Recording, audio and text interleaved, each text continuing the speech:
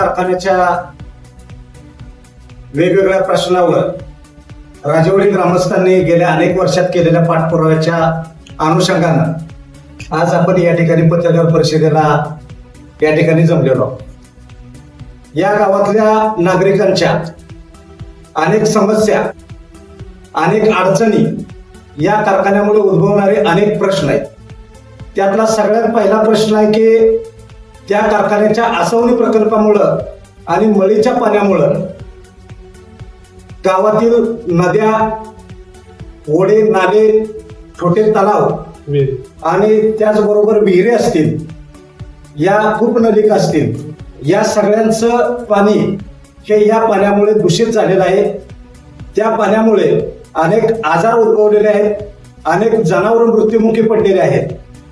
आणि या प्रश्नावर गांभीर्यानं गेली 5-6 वर्ष झालं राजेवाडी साखर कारखान्याकडे त्या गावातील शेतकरी असतील, नागरिक असतील, मोठ्या प्रमाणामध्ये त्या पाण्याचा बंदोबस्त करावा ही मागणी घेऊन वारंवार त्या कारखान्याच्या दारामध्ये या राजेवाडी गावातील शेतकरी आणि नागरिक जात आहेत. परंतु तिथं गेल्यानंतर कुठलंही समाधानकारक उत्तर न देता, कुठलाही एखादा जर सामान्य माणूस तिथं जर प्रश्न घेऊन गेला तर त्याला गुंडाकर्मी मारहाण करणं, आरेरावीची भाषा वापरणं, दादागिरी आणि दहशत करणं, ह्या सगळ्या गोष्टीला तिथल्या नागरिकांना सामोरं जावं लागत आहे. प्रदूषणाचा त्रास इतक्या मोठ्या प्रमाणात झालाय की काही नागरिकांनी तिथली घरं सोडून बाहेरगावी शिफ्ट झालेले आहेत. अनेक जनावर मृत्युमुखी पडलेले आहेत. जनजीवन पूर्णपणे विस्कळीत झालंय.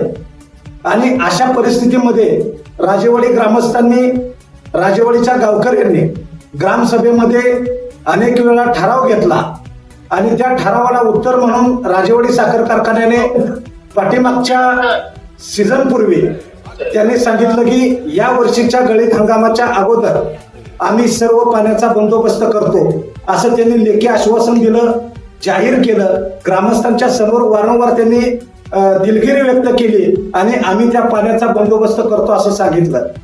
परंतु आज गळीत हंगाम सुरू झालेला आहे. गळीत हंगाम सुरू होऊन सुद्धा राजेवाडीच्या पाण्याचा कुठलाही त्यांनी उपाययोजना, त्यामध्ये कुठलाही मार्ग काढलेला नाही.